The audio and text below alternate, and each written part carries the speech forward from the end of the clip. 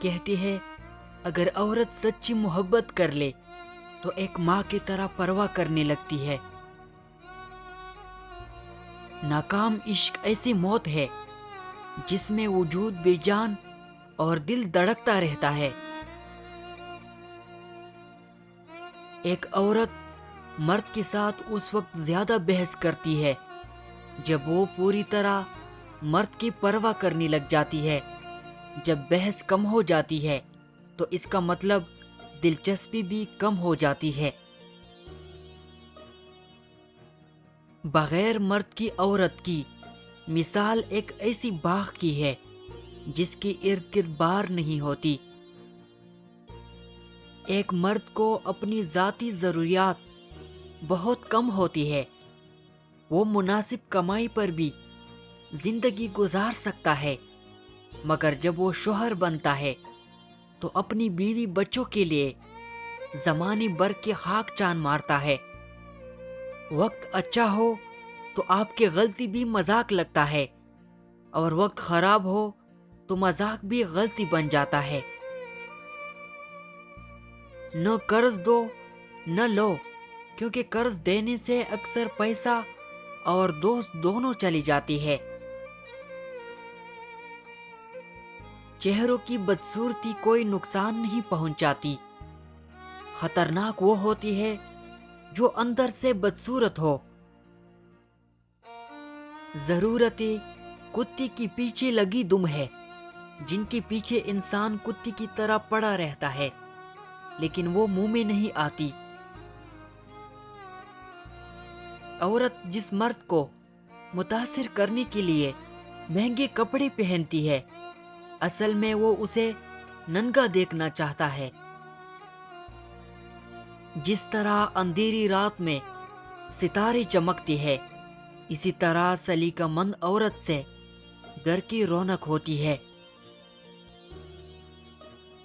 وفا کا تعلق مرد یا عورت سے نہیں، اس کا تعلق طبیعت، تربیت اور نیت سے ہے۔ ہر وہ انسان دو ٹکے کا ہے جو کسی کی دل میں جگہ بنا لینے کے بعد بھی بہتر کی تلاش میں رہتا ہے۔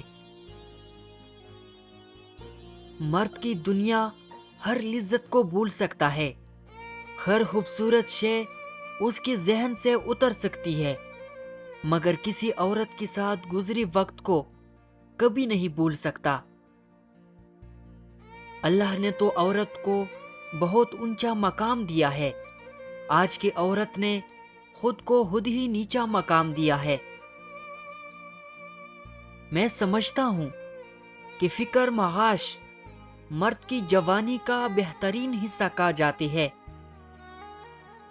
مرد کی شدید جنسی خواہش نے ہر عورت کو اس خوش فہمی میں مبتلا کر دیا کہ وہ خوبصورت ہے۔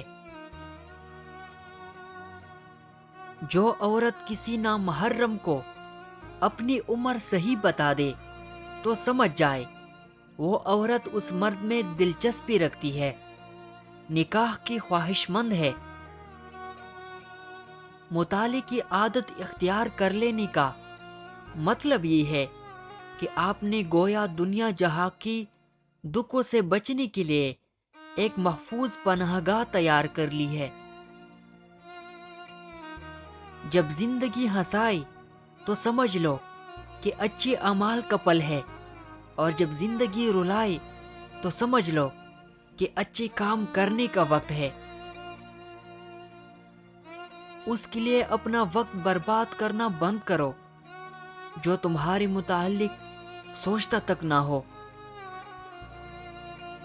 جس طرح گھڑی کی سوئی آگے پیچھے کرنے سے وقت نہیں بدلتا، اسی طرح گردن اوپر یا نیچے کرنے سے انسان کی اوقات نہیں بدلتی۔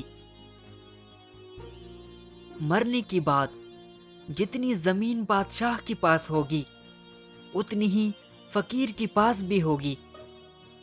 ممکن ہے کہ میں غلط ہوں، پر میرا تجربہ یہ بتاتا ہے کہ غربت ہمیشہ محبتوں اور رشتوں کو کمزور کر دیتی ہے۔ عورت سے تعلیم چھین لی جائے تو جہالت نسلوں میں سفر کرتی ہے، اور اگر تعلیم کے نام پر عورت سے پردہ چھین لیا جائے تو بے حیائی نسلوں میں سفر کرتی ہے۔ جب عورت کو تم سے محبت ہوگی، وہ موقع پاتی ہی تنہائی میں تم سے ایک سوال ضرور کرے گی کہ تم اس کی محبت نکاح کی صورت میں قبول کرتی ہو کہ نہیں۔ کسی نے مفت میں پا لیا وہ شخص جو میرے لیے بامول تھا۔ میں نے ایسی بھی مرد دیکھی ہے جو سجدوں میں اپنی عشق کے لیے رویا کرتی ہے، جس کی نظریں ہر عورت پر نہیں پڑتی، جس کی دماغ و دل میں بس ایک نام، ایک چہرہ اور ایک آواز گونجتی ہے۔ وہ لوگ انمول تحفہ ہوتی ہے جو آپ کی آواز سے ہی آپ کا حال بتا دیتی ہے۔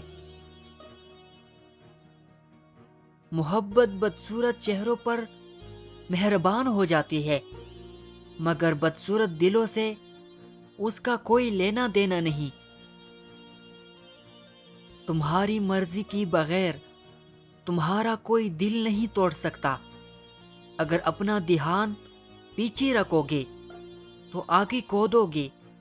جو پیچھے کو جانے والوں کو دیکھتے ہیں وہ کبھی آگے نہیں بڑھ سکتے۔ عشق کرنا ہے تو پھر رات کی طرح کرو، جسے چاند بھی قبول ہے اور اس کی داغ بھی۔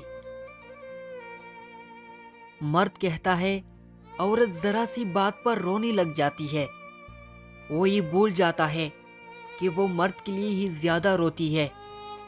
باپ، بھائی، شوہر، بیٹا اور محبوب،